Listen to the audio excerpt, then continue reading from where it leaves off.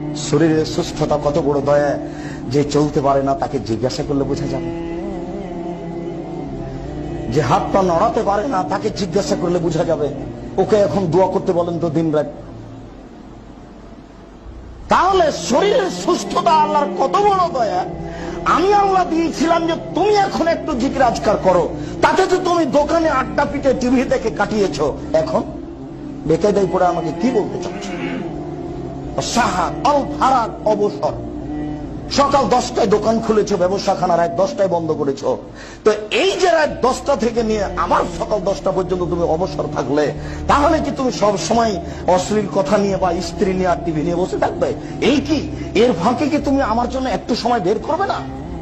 মনে রেখো, আমার জন্য একটু সময় বের যদি না করো, তাহলে আমলাও এদাকা কেনান, আমি আমলাও এদাকা শুনলাম, তোমার হাতকে আমি ব্যস্ততা দিয়ে পূর্ণ করে দেবো। ওলামা শুদ্ধ ফাঁক রাখ, তোমার দারিদ্রতা বন্ধ করবো না। কোটি টাকা হলেও তুমি ভিক্ষু।